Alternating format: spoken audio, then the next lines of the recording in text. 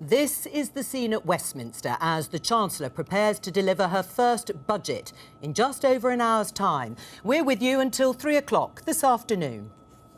It's Wednesday, it's 11:15 and this is Politics Live.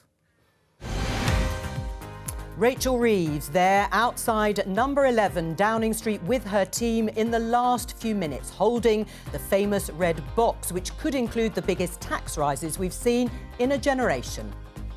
The Chancellor says now is the time to invest in the economy and public services like the NHS.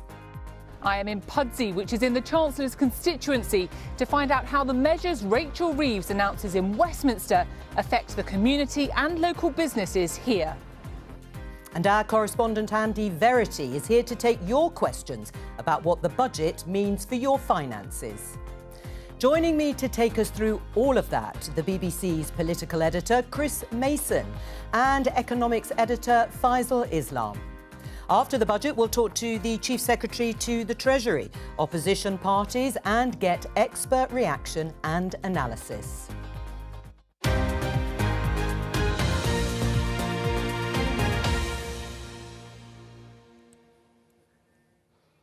Welcome. Well, Budget Day is always a big and important occasion in Westminster for politics, for economics and for the way it could impact all of us. Now, that sense of occasion is heightened somewhat because it is the first budget by a Labour government for 14 years and the first budget to be delivered by a woman. Rachel Reeves is the first female Chancellor of the Exchequer. You saw there in the headlines a few moments ago, Rachel Reeves stepping outside number 11 Downing Street, holding that red box before making her way to the Commons to deliver that statement, which has taken quite some time. There is the scene again above Westminster as all this choreography comes into play. As I say, the election, of course, was in July. We've had to wait quite a long time for this budget for various reasons, and she is due to get to her feet at about 12:30. And this is the Chancellor arriving to prepare for that statement, which follows Prime Minister's questions, because, of course, Keir Starmer, the Prime Minister, is also set to leave number 10 Downing Street shortly, in the next 10 minutes or so. Now, we are expecting tax rises to the tune of tens of billions of pounds, which would make it one of the biggest tax-raising budgets in recent memory. There'll be plenty of discussion on this programme and beyond about broken promises, as during the election campaign, Labour pledged not to raise the main taxes on working people. Let's get a sense of the occasion for today, because Chris Mason, the BBC's political editor, has been in Downing Street over the last hour or so. And Chris, you have been watching, literally standing there as Rachel Reeves, the Chancellor, left for the Commons. Yeah, morning to you, Joe. The word historic, doesn't it, get sprinkled around by the likes of you and me, journalists, with a sort of abandon that it doesn't really deserve, because it often refers to something that we've forgotten about 45 minutes later. But seeing a Chancellor, a female Chancellor, stand on that step there in the last couple of minutes and do the whole waving the red box thing, you know, you think there have been hundreds of blokes for centuries and centuries who've delivered a budget, and never before has one been delivered by a woman. In fact, there's a list on the Treasury website listing every Chancellor going back to 1559. 110 of them, only one a woman appointed in July. Now, the Conservatives have a rather better track record when it comes to female Prime Ministers. They are 3-0 up on Labour on that score. But as far as a moment in history is concerned for a female Chancellor, that was one of them just then, and indeed to come in, about an hour and a quarter or so. Right, let's talk about some of the policies that Rachel Reeves may well deliver, and we'll do a little bit more in detail, of course, throughout the programme leading up to Prime Minister's questions. But perhaps the messaging, first of all, Chris, because I talked about the length of time since Labour won that landslide election in July, and we'd had an awful lot of doom and gloom, and there is some trepidation ahead of this budget. But there has been a change as well from the Prime Minister, Keir Starmer, about better days ahead. It'll all be worth it. Yeah, and indeed quite a lot of the language released by the Treasury overnight, trailing some of the words we'll hear from the Chancellor a little later on, was sprinkled with a bit of optimism as well. So there's been a sort of roller coaster of emotions from various senior government figures. There was that announcement, wasn't there, about the winter fuel payment back in the summer. There was the speech the Prime Minister gave here in Downing Street at the tail end of August, which was pretty doomy and gloomy. Then an attempt to tilt back to something a bit more optimistic. Then we had a bit more gloom, and then perhaps a little bit of optimism in amongst the more negative stuff that we'll get today. I suspect in the end, from the government's perspective, if people aren't feeling quite as bad about things as some of the rhetoric has suggested in the last few weeks after this budget, and they might have been feeling in the build-up to it, they'll feel like they've got their expectation management right. And by the way, I think we've heard the vast majority of the content of this budget already in the various briefings that we've had over the last couple of weeks. Right, well, and there's a hive of activity going on behind you there in Downing Street. Make sure you don't get run over by those cars that are pulling in and out of the famous street. Now, what about the policy itself? How big is it going to be? Do we expect it to be? As you say, a lot of it's been brief, but we're talking about big tax rises, hikes in spending and borrowing too.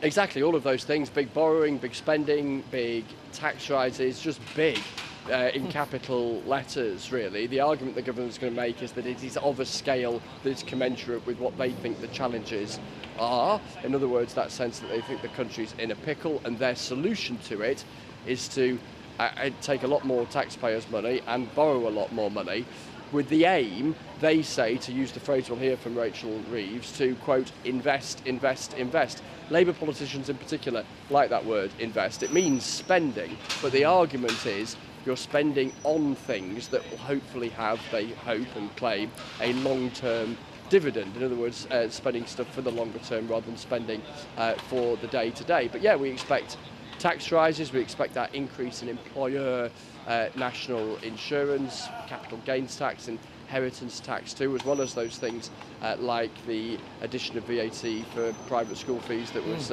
mentioned in Labour's manifesto. We heard last week, didn't we, from the Chancellor out in Washington that she's tweaking her self-imposed rules as far as borrowing is concerned.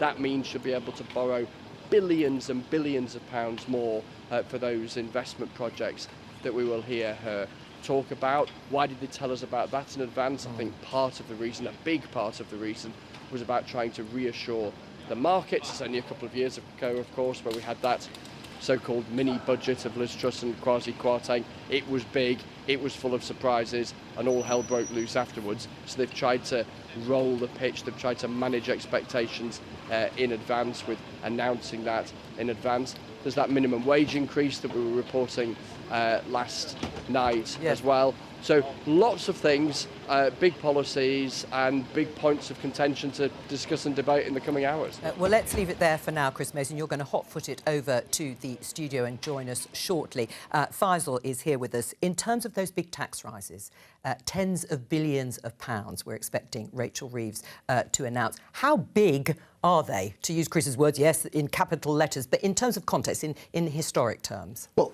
just the one we've been talking about, the employer's national insurance. I mean, we say 20 billion a year. I mean, 20 billion a year is a massive tax rise in and of itself. And we think that that's going to be the bulk of the tax rising, but it could get up to somewhere between 30 and 40 billion in a single year. Hugely significant, a choice. Have we seen this scale of tax rise as a percentage of the size of income outside of a crisis, outside of a recession? You know, we'll see when the numbers come out, but that's the sort of question you would raise. You know, I did a chart on this on the news last night, and, you know, it's striking that, you know, it's Norman Lamont, well, that was, you know, in a crisis time. Rishi Sunak raised taxes in the middle of the pandemic. But this is the really important thing. This is a choice. Now, to some degree, the government's going to try to make the argument that some of this choice was forced upon them by what they call, and we'll hear this phrase a lot today, the fiscal fiction of what happened before the election, which is the idea that you just pencil in very tight spending that they would allege the previous government knew that they were never going to meet, right? And they're going to use as an alibi in this argument this Office of Budget Responsibility report. So the sorts of phrases I'm hearing are things like cover up. Let's see if that is supported by what the OBR say, and we're going to wipe the fiscal fiction clean, and the public is ready for this. Now, why they weren't entirely clear about this before the election is another question. Well, but this is a fundamental change, not just of macroeconomic policy, but of, if you like, political economy too. They want to change the question, the central question that's asked in British politics. Right. I mean, if we just remind people, and we have discussed it ad infinitum, but as you say, we're going to hear it in real time, if you like. The Labour Party manifesto into the election. Labour will not increase taxes on working people, which is why we will not increase national insurance, the basic hire or additional rates of income tax or VAT. There it is for people to have a look at and just to be reminded about them. Do you think by the end of play today, or by the time Rachel Reeves sits down, that they will say they've kept to their manifesto? I mean, they obviously will say that they've kept to their manifesto commitment. But will they But have? a lot of it is in the sort of where the comma is, actually. I have to say, that is a very carefully worded piece of almost legally worded. And they would argue, and in terms of the footnotes that accompanied this, they didn't rule out raising employer national insurance. And the Conservatives attacked them for that. Yes, they did. However, if voters read that and then found out the national insurance was going up 20 billion on the employers, I don't doubt that some of them may have thought, well, that's not what I understood from that sentence. So I think that there is a question, if you like, about whether they worded that somewhat deviously or legalistically with this sort of move in mind. And then there's the question, they're now using this new formulation of not on your pay slips. So it's factually correct that employer national insurance rise won't feature on people's pay slips, but through the magic of the incidence of taxation, right, the employer may pass it on, they may squeeze wages, they may not employ as many people, so there is an impact. Right, well, we can see the Prime Minister leaving number 10 Downing Street and making that short journey to the Commons, where he will take questions from Rishi Sunak, former Prime Minister, of course, and leader of the opposition, although not for very much longer. I mean, one of the things that we were told repeatedly during the election campaign by the now government, but the Labour Party at the time, was that growth was going to be the answer to all of the economic issues and problems they wanted to solve. And that's why there was no reason to raise taxes on working people. So what's changed in terms of growth? Well, often budgets are a response to what's happening around you. And sometimes they're more of a sort of a strategic attempt to shape what's going on around you. That is what we're seeing now. The issue for them is I don't think any of the changes they're making that they hope will foster growth are going to really score, i.e. be accepted by the OBR, the forecasters, to help growth very quickly. They will have loved the Office of Budget Responsibility and say, yes, all this investment is going to help with growth. I think that's going to be tricky. We will know when the numbers are published by the Office of Budget Responsibility in a couple of hours. But yes, I think the argument has, shall we say, evolved. And now they're saying, and this is key, we talked about black holes, and it was controversial under the previous government, and they were talking about a black hole in the public finances. And that was a politically contested idea. When they talk about black holes today, they won't be talking about the same type of black hole. It's a black hole in public spending that they see through this, what I referred to before, fiscal fiction. And their assessment of this is the public, when they see the country, they aren't scratching their head worrying about the deficit. They're worrying about the state of their hospitals, of crumbling schools, of town centres and the like, and that they will buy this, particularly if they can be persuaded that the tax is on other people, on businesses and on wealth. Well, and we can talk about borrowing and the release of billions of pounds, as we expect Rachel Reeves to say. Well, she's confirmed that she's changing the debt rules a little later in the programme. But we also want your questions about what you may be worried about or what you want to find out about how the budget will affect your personal finances. And you can get in touch with us in a variety of ways. I think we can show you on the screen via WhatsApp, via email and via BBC Your Voice budget. You can see all the information there, and please do get in touch because our expert economics correspondent Andy Verity is in the newsroom and he will be able to answer, I'm sure, all of your questions. Let's start with something that people have been asking about, Andy Verity, and that is about income tax thresholds. We've just been talking here in the studio about the Labour Party's pledge during the election not to raise taxes, the main taxes on working people, but those income tax thresholds, they may well stay frozen. Well, as Faisal said, Joe, it's very much the letter of the law here, because they didn't quite say that they wouldn't raise taxes on working people. They say in that passage you read out, they wouldn't raise the rates of tax. But the thing is that you can actually raise the amount you take off people without raising the rates by freezing the thresholds above which you start paying tax. This is something that was begun by Rishi Sunak back in 21. It was one of the biggest tax rises we've seen in decades. Key question, will they carry it on? And just to illustrate what it means, say you're on a minimum wage and you've just had that boost of 6.7%, you're getting paid £12.21 an hour. That works out full time, you'll be earning about £22,000. Now, if you take away the personal allowance, the tax-free personal allowance, £12,570, you'll be paying tax on about £9,500 of that minimum full-time wage. If they had raised the thresholds over the last few years in line with inflation, that allowance would be more like £15,000, so you'd only be paying tax on about £7,000 or so. The consequence of it all is that someone on that wage would now be paying £700 more than they would have done if they had kept indexing that threshold. So instead of going up in line with earnings, it's staying still. Your earnings are going up and the bit in between, which you get taxed on, is going up. That's a tax rise. In fact, the OBR said it's equivalent to a 4p in the pound rise in the basic rate of tax. Yet because it isn't strictly a rise in the rate, they can get away with it. Right. I mean, in terms of changes to national insurance, again, referring to what was said during the campaign and those manifesto commitments, we are expecting national insurance contributions to go up on employers. How will that work? Well, at the moment, employers pay 13.8% on what they pay employees between the lower threshold, which is about £750 a month, and the higher threshold, about £4,000 a month. So on that money in between, they pay 13.8%. You don't see that, as they've said, in the bottom line of your pay slip, but it will affect your employer, of course. That might mean indirectly you end up having to pay more if you go to a business which relies on minimum wage labour, for example, and they will have to pay higher wages and also higher national insurance contributions. That's going to come out in the price. But you won't see it on the bottom line of your payslip because the national insurance for employees will remain at just 8%, cut from 12% last year by the Conservatives. Now, of course, that's more than made up for by the freezing of the thresholds I just mentioned. But it will mean that the amount the Chancellor takes in national insurance will rise considerably. And also, if they drop the threshold, the amount above which you start paying it, the employer starts paying it, that could also raise quite a lot of money. Funnily enough, you may forget, we have short memories here, who was the last person to raise both employers and employees' national insurance? It was Rishi Sunak under Boris Johnson. They raised it up to 15% and it was also higher for employees, up at 12% in order to pay for long-term care. Then Rishi Sunak later took that back again. So we have short memories on these things. Right, yeah, indeed. Andy, you will be there in the newsroom throughout the proceedings today to answer people's questions. And just a reminder, please do get in touch. I think we can show you once again how to do it, or if we can't now, we will show you in a few minutes' time. But you can contact Andy Verity in the newsroom with whatever you want to ask about ahead of the budget or straight after. You can see the details there at Your BBC, Your Voice Budget on WhatsApp and on email.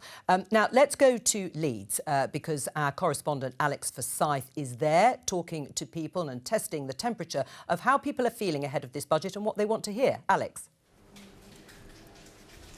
Yeah, hello, Joe. Welcome to Pudsey. Pudsey Leisure Centre, in fact, a very busy leisure centre right in the middle of Rachel Reeves' constituency.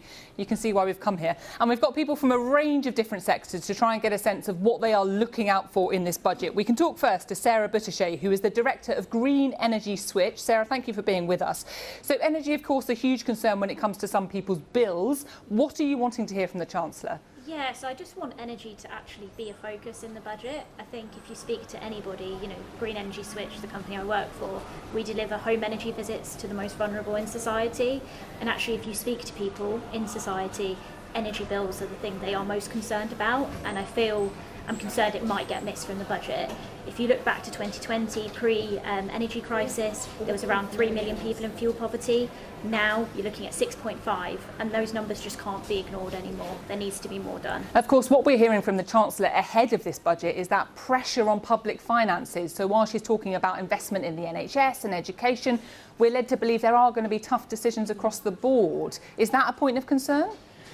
It is a point of concern. I think just the fact the cost of living has gone up so much, energy is just such a massive part of that, and people are having to make the choice of eating or heating their homes, and I just don't think in 2024 anyone should be living in those circumstances. So I do think there needs to be an increase in the warm homes discount, and I think the criterion needs to be expanded because, you know, the most vulnerable in society obviously need to be looked after, but there is a number of people that are falling into those brackets and they are just being ignored at the moment. Sarah, thank you. Someone else who works with some of the most vulnerable in society is Kate Wareham from the Choir with No Name. Now, you work with people who are facing homelessness or are marginalised in society. What are the big budget issues that you're looking out for?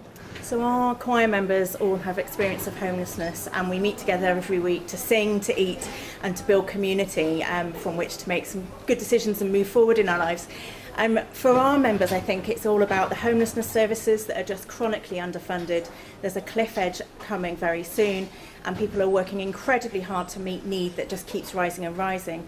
And that's compounded by the housing system at the moment, where too many people are in temporary housing, and the whole thing's coming together. We've got a huge problem. We've got to address that. Rachel Reeves is saying that this is going to be a budget that's going to put pounds in people's pockets. They're going to get the economy growing. They're going to invest in public services. Does that fill you with confidence?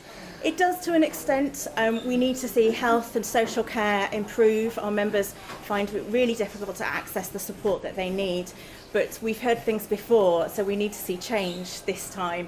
We need to see things change so that the people that get lost in the system have their voices heard and get the help that they need. Kate, thank you. And we're also joined by James Barwise from the Road Haulage Association. Thanks for being with us today. So we've heard a lot about potentially the taxation choices that the Chancellor might make to fill what she calls a black hole in the public finances. What are you looking out for that might affect your industry? Well, it's been a very difficult 2 years for the road haulage industry. There's been a chronic lack of investment. So there's a whole host of areas we would love to see announcements made on.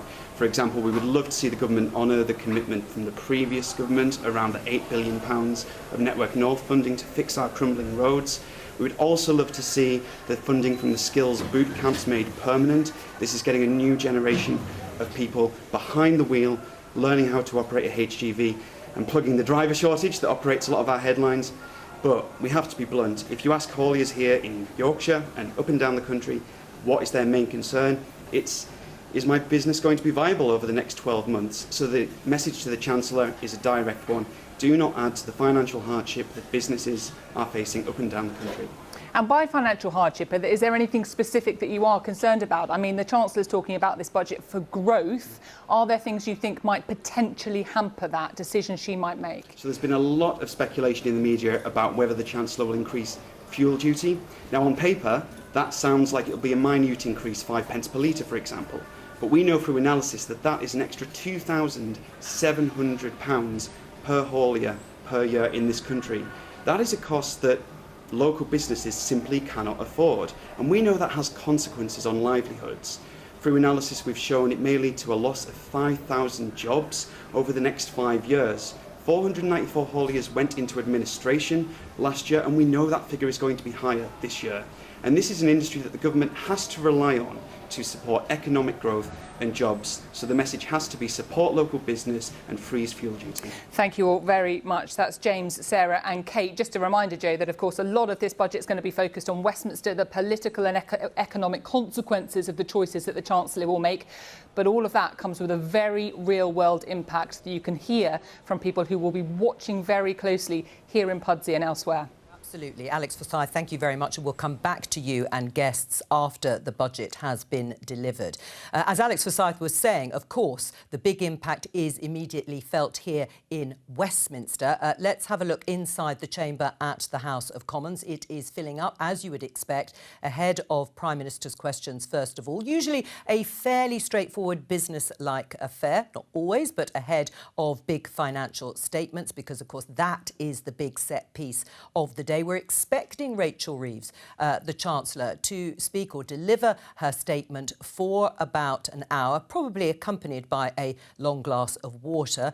Traditionally, in the past, there have been other things that Chancellors have had to drink a tipple or two as they delivered their statements. And then there'll be a response from Rishi Sunak as leader of the opposition. Of course, his final appearance, really, in a major event in Westminster at the Dispatch Box before he hands over to one of the two leadership contenders on Saturday. But he will be answering, as will Ed Davey for the Liberal Democrats, and we will get reaction from all of the parties. Faisal Islam, the BBC's economics editor, is here with me in the studio. Tax is the big sort of issue everyone is worrying about. Are their taxes going to go up? Let's just show our guests, and perhaps you can talk us through this graph. Tax as a percentage of GDP. Those keen followers of Politics Live will remember we looked at this, and you can see the dotted line at the end there up to 2030, because the last Conservative government was really sort of criticised for raising taxes to their highest burden in historic terms, and that was the path it was travelling towards. But what's going to happen under this That's government? going to go up, that line, I think, by a percentage point. Let's see the numbers. It's kind of within the range of some of what was expected before, because that number has kind of gone up and down depending on where the policies have been. But yes, you're looking at multi-decade highs. Again, we await the precise numbers. There's a couple of things going on here that are quite interesting. Firstly, we're getting to more European levels of taxation.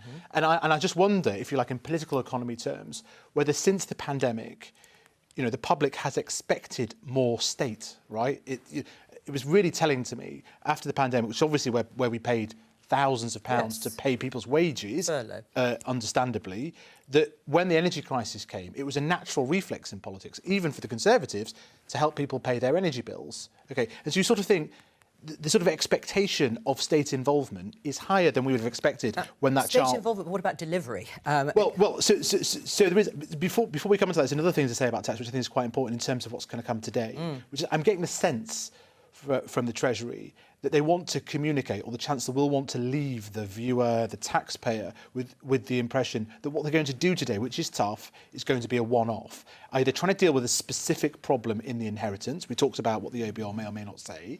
And this is why they're fixing the foundations. Decade of renewal and... Yeah, but you shouldn't need to fix your foundations every year. They don't want to be coming back in again and again and again. For more. So now, believe that or not, well, but that's the sort of message that we're going to get. Right, well, we can see pictures, again, of Rachel Reeves and Darren Jones, the Chief Secretary to the Treasury, and the rest of the Treasury team there outside number 11 a little bit earlier, holding that red box, the contents of which will soon be explained and delivered to all of us. But that's a very interesting point. Will it be a one-off? Will they come back for more? Because, of course, it all relies on the policies that they outlined today, so higher taxes, higher spending, more borrowing. They're expecting growth to come alongside that to deliver, of course, what they say will be renewal in the public finances. But if it doesn't, presumably she will have to come back for more taxes. And then there are events, there are shocking things that you wouldn't possibly have expected. Like a pandemic and a war in Ukraine. Also, I mean, even more immediately, which is why they've been so concerned about, like, just landing this with the markets. We'll see how tranquil that is. But, for example, we've got volatility from the States right now. Whoever wins the US presidential election, you can see this in the famous bond markets, you can see that trickling up, because if you believe either side of the American presidential election, forgive me just diverging slightly, in theory, that's trillions of dollars of more spending in the US. When they go up, the effective interest rates paid on US debt, it affects all of us, and it affects the UK more than almost any other country. Well, we've heard the view of some people in Leeds. Let's go into Central Lobby and get the views of two backbenchers, Rachel Maskell, Labour MP, and Sir John Hayes for the Conservatives. Welcome to both of you. Rachel, we've been discussing at length, of course, what we expect in today's budget and how consequential it will be. Are your constituents expecting big tax rises and increases in spending, and do you welcome that? Well, we just have to think where we were just 2 years ago, and of course this budget is all about repairing the damage, where we saw mortgage rates and interest rates go through the roof, and of course the pension book just about to collapse. So of course we know we've got to put that reparation in today, but also build the stability for the future. We've had 14 years of no growth, we've had that rumbling in and out of recession, and of course today's the opportunity to give that business confidence as well, to say invest in our country, in our science and our research, and the opportunity to now grow on a stable basis, and that's what today is all about. So John Hayes, the Labour government is fixing the foundations that were broken by previous Conservative governments. Well, one of the things Rachel said's right, and quite a lot of what she said was wrong. So what she said was right was that this is about investment and investment in making a more productive economy. And productivity is the elephant in the room, isn't it? It's bedeviled governments across Europe and in this country too. So it's not about how much you spend, it's about how much you get for what you spend. What we need is a budget that boosts productivity by investing in skills, for example. I've been arguing that for a very long time. But this argument that somehow the new government didn't know the financial circumstances they were inheriting. Public finances are in the public domain. The last red book from the last budget made very clear what the public finances were like. So there was no surprise to the incoming government, and they needed to have planned in advance, in opposition, how they were going to deal with that. So less excuses, more investment in skills to boost productivity. That's what I hope for from this budget. What do you say to that, Rachel Maskell? This was all known. This was all known about, but we didn't hear it from Labour during the election.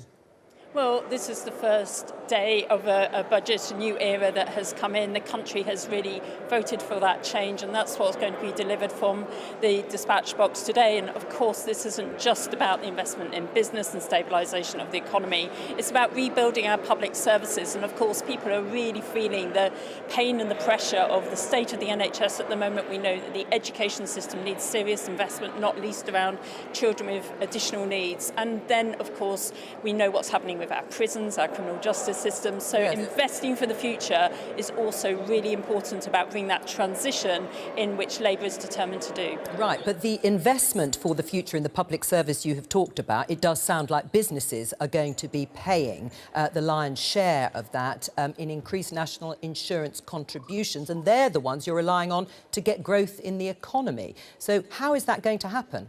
Well, Labour has always been about redistribution, and I think we will see some of that today. But not only that, we need to ensure that people have got more in their pocket. And hearing about the rise in the national minimum wage to £12.21, a 6.7% increase, is really going to help people across our communities spend more in their local communities as well, and that will help bring that economic boost that we're looking for. John Hayes, do you welcome that, the increases in the national minimum wage and the national living wage? I've always supported the idea of the less well-off being looked after by government. I actually take the view that the advantaged have a responsibility for the less advantaged. But when you tax businesses, you tax jobs. So if employers, if businesses, and we're not just talking about huge businesses, we're talking about the small businesses in my constituency and Rachel's, if you tax them more, they won't start, they won't continue, they won't grow. And that costs jobs. And in fact, the Chancellor in opposition described national insurance as a jobs tax. Now, I think if we stymie business, we will actually not get the growth we need to deliver the kind of outcomes that we both want for the less well-off. And one other thing, things like putting up bus fares, things like putting up fuel duty, I hope they're not in the budget, because they really hurt all working people. And that's not what I'm about, and I hope it's not what Rachel's about either. Well, Rachel, is that what you're about? Obviously, bus fares are going to go up, or the cap from £2 to £3 outside of London. And you've just heard what John Hayes said about what is a jobs tax, as he sees it.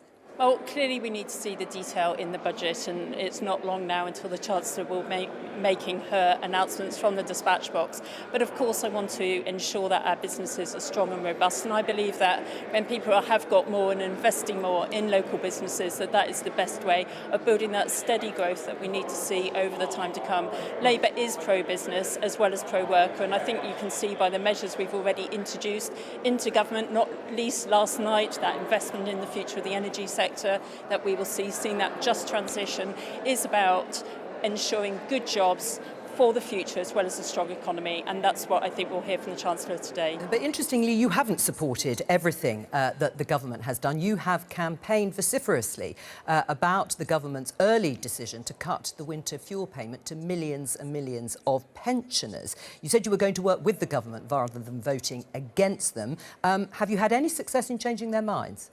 Well, I'm talking about the winter fuel payments, of course, because we need to protect the most vulnerable in our community. That is very much part of the Labour tradition as well. So what do you want to hear from the government on that? Well, I like to have the assurances that those worst off in our community will have the protections through their energy bills, so that they won't be frightened to switch the switch this winter and will be able to keep themselves warm, because we know when people are warm they won't be putting so much pressure on our NHS, which really does need every bit of support it can get. I mean, John Hayes, is it a missed opportunity today not to have the new leader of the Conservative Party. It will be Rishi Sunak in what is probably his final outing, certainly at the dispatch box, not the new leader. Well, it's no secret that I hope the new leader will be Robert Jembrink, by the way, but let's put that to one side. That is no secret, yes. You know, one of the most difficult jobs that any leader of the opposition has, and I talked to Rachel about this earlier actually, is the budget response. I was there when David Cameron was the leader of the opposition, when Ian Duncan Smith was the leader of the opposition. It is a really tough job. Rishi, of course, because of who he is and what he's done, will be in a better position than many. So it's not a job that anyone really welcomes, the idea of responding to a budget you haven't seen until the moment it's delivered. That's a tough call for anyone, whether they're Labour or Tory. Just one last thing. I do hope we're not going to see the freezing of tax thresholds. That's a really bad thing. Beyond what is already in place till 28, 29? Yes, because if you freeze tax thresholds, when wages go up, much more of what people earn is taken in tax. And there's one estimate that says if you freeze thresholds in this budget, 7 million more workers. Did you make those views clear to the previous Conservative governments? Yes, but freezing thresholds, it sounds an easy thing to do. But actually, it has a really quite significant effect on workers right across the piece. So I hope we're going to see some, at least, plan laid out for how that freeze might be unfrozen over time. And I do want to feel, as Rachel has said, that this is a budget which looks after working people. Working people, the kind of people that vote for her and vote for me too. Rachel, final word from you. What would you like to hear? Well, I think ultimately we've got to look at how we have a fairer system across our country. There are many people that are really struggling at the moment, 14.5 million people in poverty, but also we have got people who clearly are generating a lot of income and a lot of wealth, and we need to see that redistributed in a fairer way and invested back into our public services to ensure that everybody has their equal opportunity in life. We haven't had that for 14 years. This is a real opportunity for that fresh start, and that's why I'm looking forward to hearing what the Chancellor has to say. Rachel Maskell and Sir John Hayes, thank you both very much for joining us. I'll let you go and take your places inside the Commons chamber. And as if by magic, Chris Mason, the BBC's political editor, has joined us here in the studio. Picking up on what John Hayes said about a jobs tax, as he sees it, if national insurance contributions, as we expect, are going up on employers. The very people whom the government would expect to create the growth. Governments don't make growth, they create a climate for growth to actually happen, and businesses and employers are those. That's going to be a very difficult tension, isn't it, from this budget. Growth's our number one priority, but we are going to tax businesses more. Yeah, absolutely. It was quite a savvy line of argument, I thought, there from John Hayes. Lots of things that he hoped wouldn't happen that are going to happen. So that's how you frame your argument as an opposition MP when you're moments away from a budget. The vast majority of it would appear, has been trailed in advance. But yes, and actually I think it comes back to a central strand of argument that this government in the coming years is going to have to contend with, which is they have this central aim of getting economic growth or creating the conditions where economic growth can come, and that they hope they would take some credit for.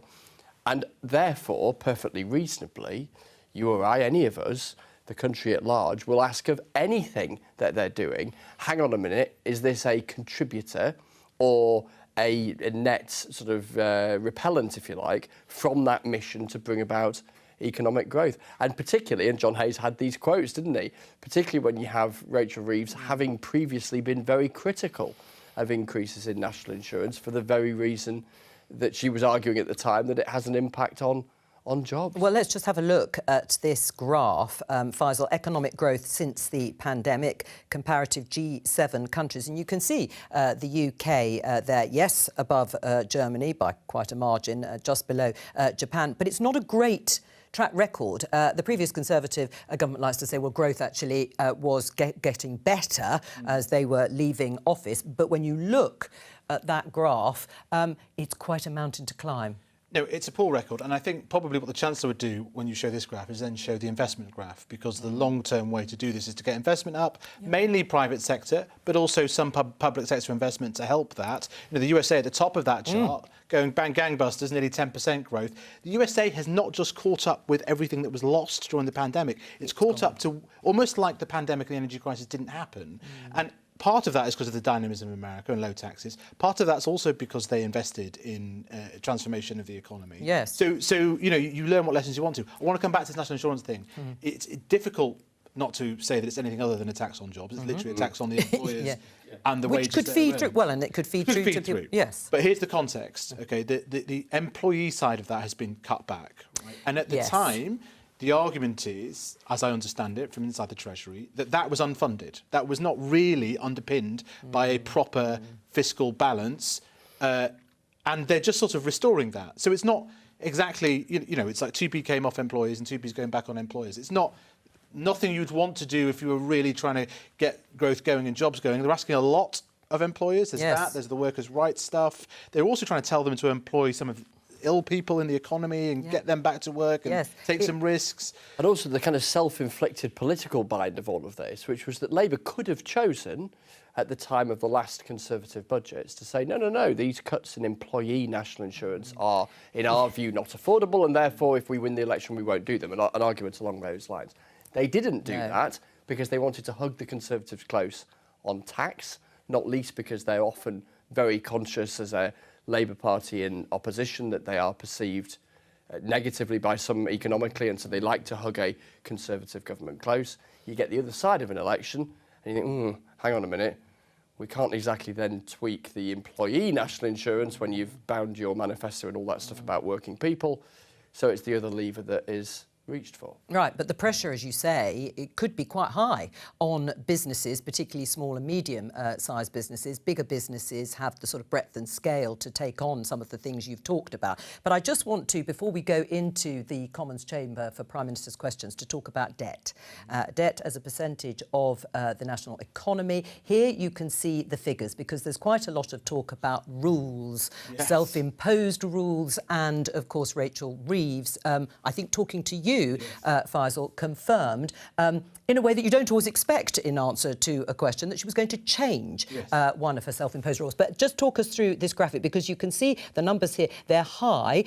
They continue to go up from 24, 25 to 28, and then it comes down a smidgen at the end. What was happening was, although this was a sort of strict, more straightforward measure, this is debt excluding the Bank of England's assets, if you want to know, just that little tick down was kind of gamed by successive governments, because all they wanted to do was to engineer a little tick down in the chart. Because it's still more than 24, 25. Yeah, exactly. What we can say is probably not the way you want to do things. No. Now, what this government is arguing is that led to an incentive. It didn't control against bad infrastructure investments that weren't going to grow the economy. But it did literally stop some good ones that wouldn't have made economic returns until 10 years or 15 years. So they're going to change this to a different measure. Do you want to know what it's called? Yes, we love it. It's great. PSNFL. Yes, which stands for PSNFL. Public sector net financial liabilities. For the last couple of weeks. Public sector net financial liabilities, which includes some financial assets like potentially some of the green wealth funds that they have created, the student loans as well. And it is the shape of that means that there's more space. They're not going to use all that space. So how much space are we talking about? Between 50 and... About 50-ish billion pounds about 50-ish of billion, extra space that they could theoretically use, which they're not going to use. They're going to, they're going to say, hey, we are pure. We're only going to use, I think, about 20 billion. And the reason for that is so that it can keep public sector investment.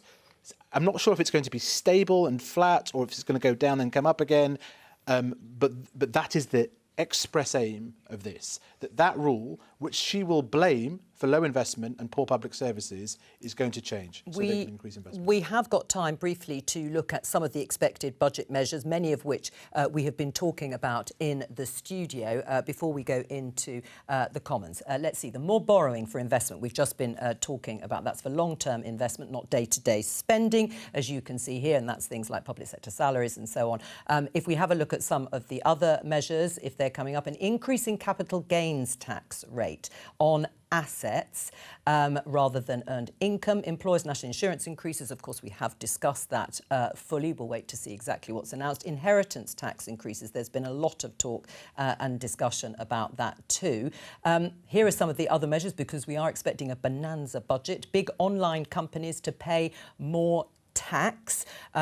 Freeze on income tax thresholds. Well, It's certainly frozen until 28-29. Let's see what happens. Increased taxes for private equity bosses. These are some of the other taxes that they could announce, including an increase to taxes on vapes, which we discussed actually on the programme a few days ago. Stamp duty thresholds to be lowered again. Also has been talked about as a way of getting some more money into the exchequer. Let's see what else we could be expecting. Energy profits levy due to rise to 38%. It was already in the 30s, but she could possibly make it higher. The VAT on private school fees, one of the few tax rises that we did know about and have known about for quite some time, which is due to come in, I think, in January. The minimum wage increases we've heard about by 6.7% to the national minimum wage and living wage. State pension rise of 4.1% in April. We may not get through all of these because I can see the Speaker, Lindsay Hoyle, probably doing his opening to PMQs, but betting and gaming duties also to rise. Let's just continue while I keep an eye on him in the Speaker's chair. We've had this announcement, in fact, in the last day or so, £1.5 billion just over for NHS hubs and equipment to try and create something like 40,000 extra appointments, £1.4 billion to fix school buildings, as you know, many of them crumbling, £500 million extra spending on council houses, something that Angela Rayner, the Deputy Prime Minister, was pleased about, a cut in overseas aid spending and an increase possibly in fuel duty. We don't know, of course, about the fuel duty, but again, that has been discussed quite widely, Chris. You made it to the bottom of your list. Cool. I did you. Well. That was quite impressive, wasn't it? Getting quicker and quicker. We've got to watch out for welfare. I mean, she has said there's tough decisions on welfare. All we've had so far is the winter fuel allowance. There is this existing policy that they inherited from the Conservatives on work capability assessments, which will be quite tough with the backbenchers, possibly. In the inheritance tax, farmers are getting quite worried about agricultural land. Just explain, because at the moment it's exempt, isn't it? Exempt, which helps increase the value of that land. It's part of the, farmers passing on their trade and craft down the generations. Some say that it's been used as a loophole. There's also a special stock market that's hugely benefited. Could that be impacted? Well, then, just as a general point, Chris, there has been this sort of growing sense of fear. As people worry about, gosh, what's going to affect me directly? There's so much that could potentially happen in this budget, more than previous ones recently anyway. Yeah, and it's big, and in that sense it's going to affect more people, I think, than perhaps some have recently. And I think as an acknowledgement of that, we're going to see quite a bit more of the Chancellor in the next few days than perhaps has sometimes been the case. So we'll see her out on Sunday morning at the end of a budget week talking to Laura Kuenssberg and others, as opposed to at the beginning of a budget week, which tended to happen in the past as that unpacking continues well into the weekend. Can I just also ask a general question about public spending? Because public spending it looks like the NHS is going to do well, broadly speaking, but not every department might do as well, particularly those unprotected departments. And Rachel Reeves is very keen to say there will be no return to austerity. Well, I think that last sentence is the sort of operating thought. We are going to get a one-year spending review, a mini spending review for next year, which kind of really should have been done earlier. Yes. They've been left in the dark. So they're going to fill in the gaps there. There's some tough elements to that. Then we'll get the outlines. All right, the next 3 or 4 let's go years. in for Prime Minister's questions.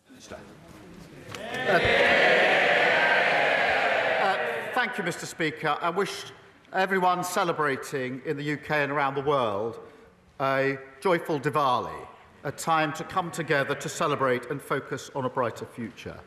Last Diwali, the leader of the opposition and his family lit the deers outside 10 Downing Street. It was a significant moment in our national story. The first British Asian Prime Minister is a reminder that this is a country where people of every background can fulfil their dreams, and it makes us all proud to be British. Yeah. Mr. Speaker, as you've just referenced, as this is our last exchange across the dispatch boxes, I wanted to take this opportunity to thank the Leader of the Opposition for his service. Now, of course, we've had political disagreements, ideological differences, we've argued at some length, but I want to thank him for his hard work, for his commitment, and for his decency in everything that he has done. and I too wish him and his family the very best for whatever the future may hold for them. Mr. Speaker, this morning I had meetings with ministerial colleagues and others. In addition to my duties in this House, I shall have further such meetings later today. Katrina Merrick. Thank you, Mr. Speaker, and I'd like to associate myself with the remarks made by the Prime Minister. Cumbernauld, in my constituency, was promised an elective and diagnostic treatment centre by the Scottish Government in 2021. This has continued to be delayed and is now alleged to be mothballed. What assurances can the Prime Minister give me that any consequentials from today's budget are used to benefit my constituents and not be held on to by the Scottish Government? Well, I thank my honourable friend for her question. I'm sorry to hear about the delays affecting her constituents. The party opposite oversaw years of mismanagement and chaos, and the impact on Scottish NHS is evident. This Labour government is committed to delivering for the Scottish people, including making sure that we have an NHS fit for the future. And the Chancellor will set out details in just a few moments. Leader of the Opposition, Rishi Sunak. Mr. Speaker, thank you for your kind words, and indeed thank you to the Prime Minister for his kind words. Indeed, no Prime Minister looks forward to PMQs, but I always did like this pre-budget one, because it was, for a change, nice not to be the main event and just the warm-up act. But as you said, Mr. Speaker, today is my last appearance at PMQs, and I'm happy to confirm reports that I will now be spending more time in the greatest place on earth, where the scenery is worthy. The scenery is indeed worthy of a movie set, and everyone is a character. That's right, Mr. Speaker. If anyone needs me, I will be in Yorkshire. So, and as an adopted Yorkshireman, I'm particularly looking forward to doing the coast-to-coast walk that runs through my constituency and many others. Since 2015, we've made significant progress with a campaign to make it a national trail, and indeed, Natural England are close to concluding their work. So, can I ask the Prime Minister to ensure that the Coast to Coast does indeed become Britain's greatest national trail, and in preparation for my return to the backbenches, would he meet with me to discuss it?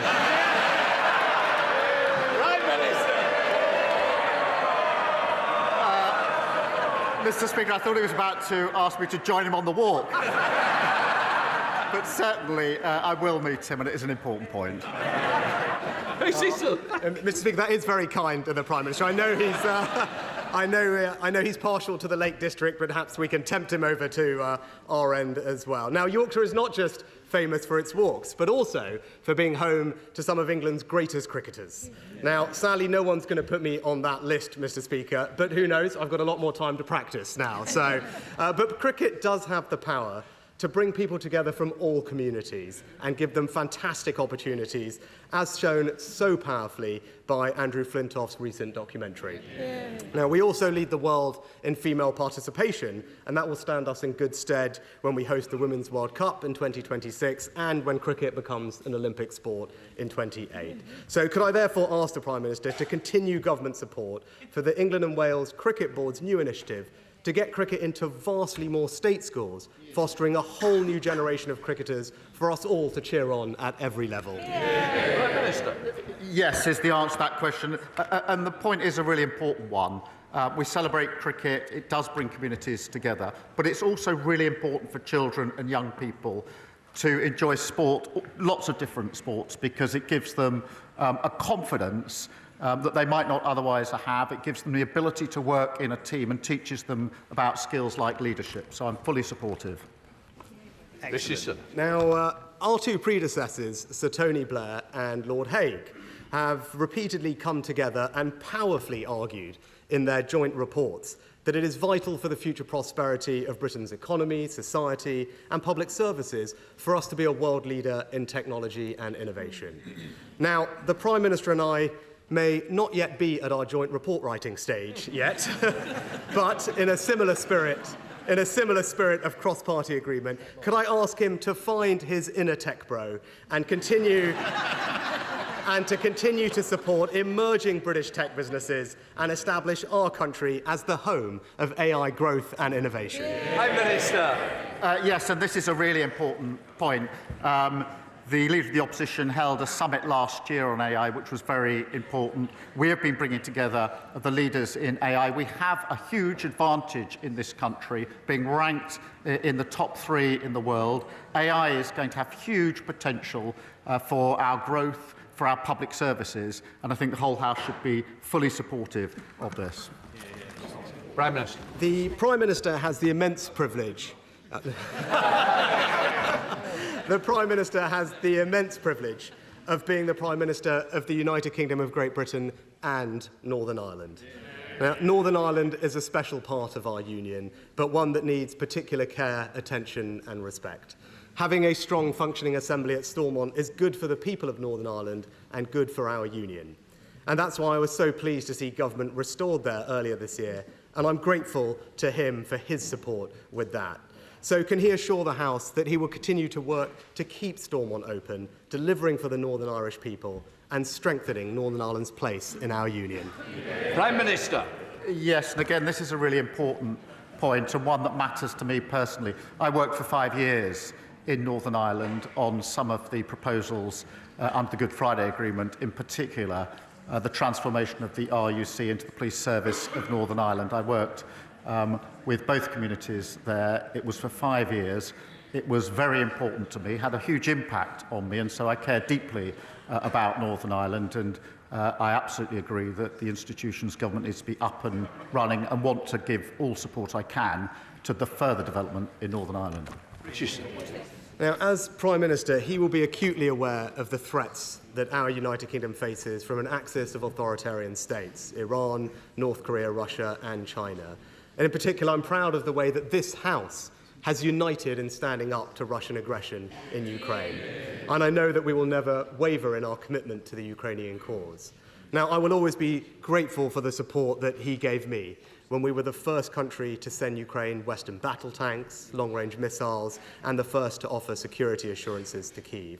So in light of the threats that we face, can I urge him to always maintain the strength of the transatlantic alliance and ensure that NATO remains the bedrock of Western security, with the United Kingdom playing a leading role? Yes, and NATO is, in my view, as important today as the day in which it was created, in light of the challenges that we face. And it was a Labour government that was the proud co-founder of NATO, and we've repeatedly said we support NATO to the hilt. Rishi Sunak. Well, finally, Mr. Speaker, tomorrow is Diwali.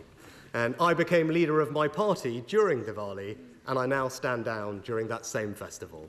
So I'm proud to have been the first British Asian Prime Minister, but I was even prouder that it was not that big a deal. And that speaks volumes about the values of the British people, of our country, and of this Parliament. So will the Prime Minister join me in applauding the kindness, decency and tolerance that has always been the British way? Yes, and I meant what I said when I said that we were all proud to see him standing there as Prime Minister, representing our diverse country. We were all proud. I think everybody in this House was. So I thank him for that. And his last question, final question as Leader of the Opposition, although judging by the speed with which his party goes through leaders, he may be back here before too long, but in the meantime, I'm sure he'll be a great champion for the people of Richmond. But, Mr. Speaker, finally, I'm sure he won't mind me disclosing to the House the contents of a letter that he wrote to me this week. My answer to it is clear. Yes, I will arrange for him to meet the relevant minister about the A66 that runs through his constituency. Dame Beghillier. Thank you, Mr. Speaker. Mr. Speaker, in Hackney, nearly 4,000 children who could fill 8 primary schools are in temporary accommodation, many outside London. This is bad for their future opportunities. It's ripping apart our communities. I welcome the government's pledge to build new homes, but will he ensure that those who cannot have a roof over their head are a top priority in that long queue for new housing? Prime Minister. I thank you for raising this issue. It is a source of national shame that there are just under 1.3 million households on a social housing waiting list, including, I think, 8,000 of them in Hackney.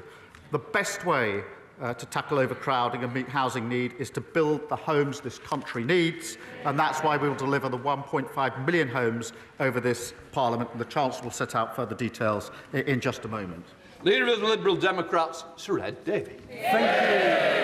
Thank you, Mr. Speaker. Can I associate myself with your remarks and the remarks of the Prime Minister about the right honourable gentleman, the member for Richmond and Northallerton, and thank him for his service and wish him and the whole country a happy Diwali.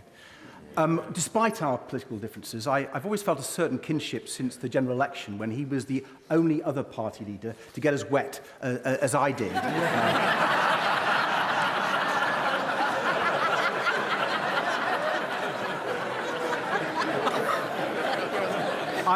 I'm looking forward to debating the budgets with him and the Chancellor shortly, but can I wish him and his family all the best for the future.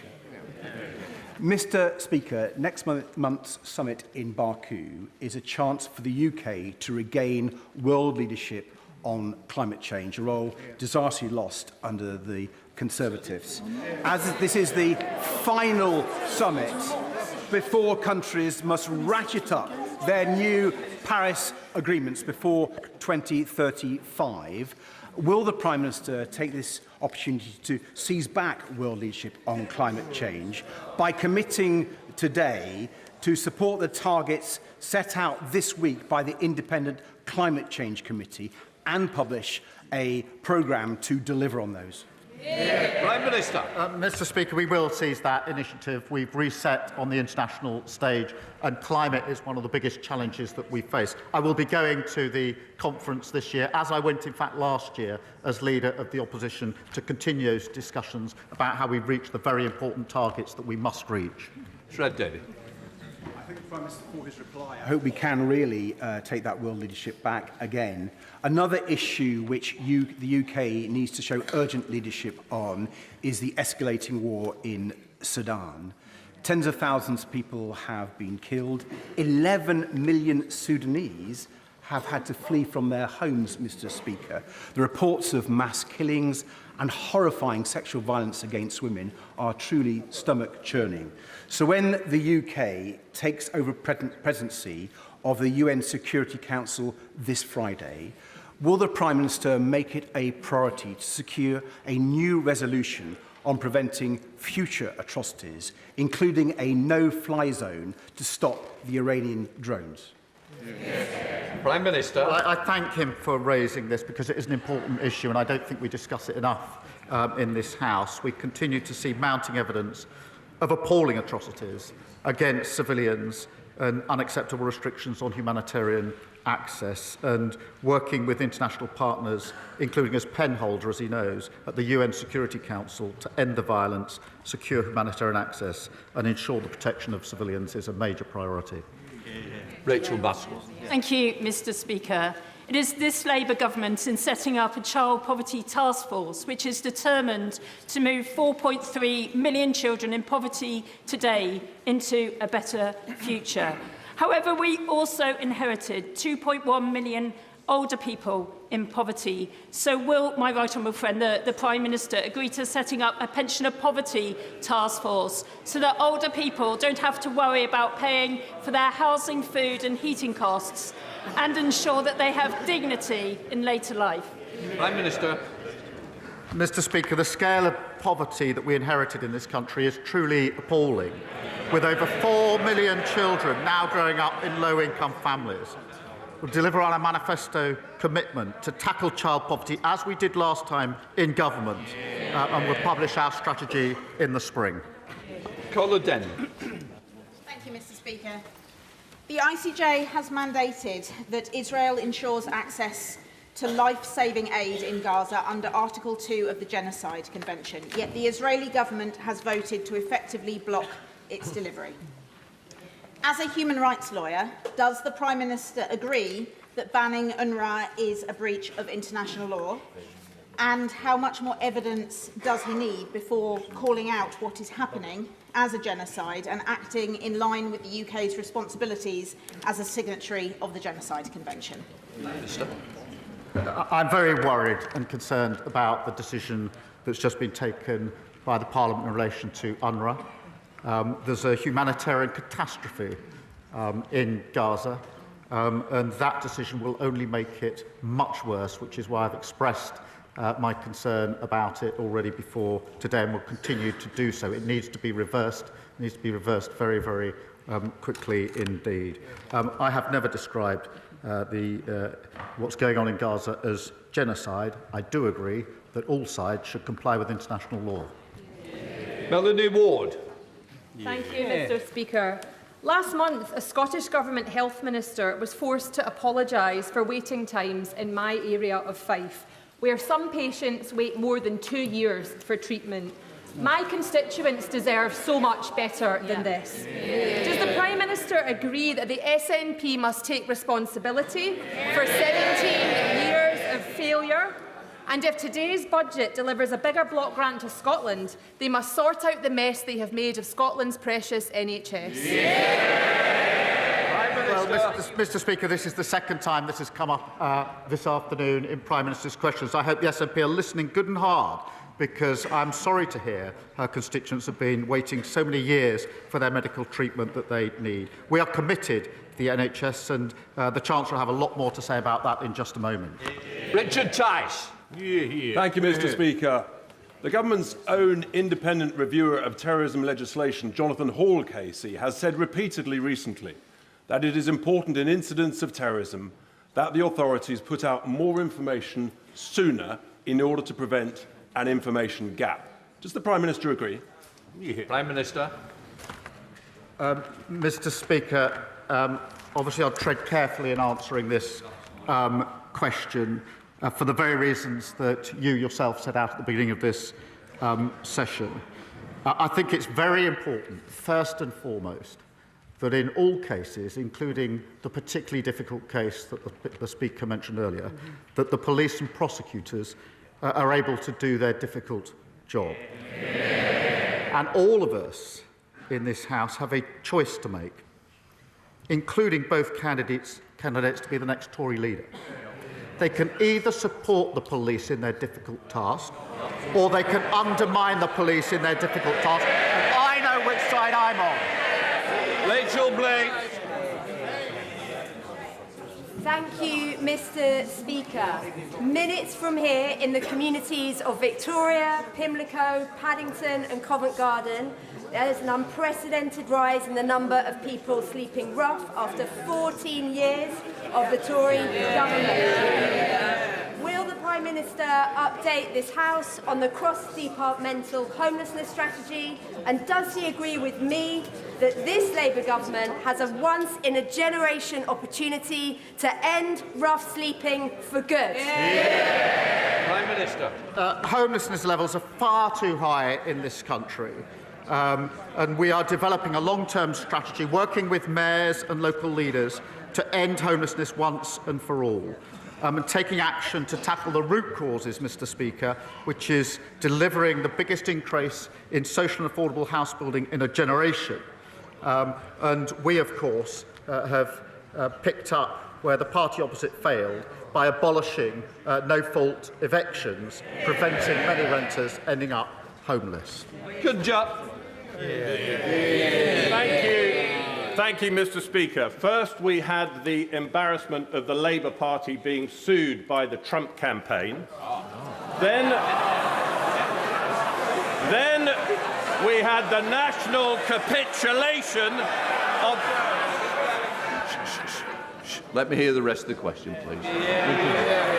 Thank you, Mr. Speaker.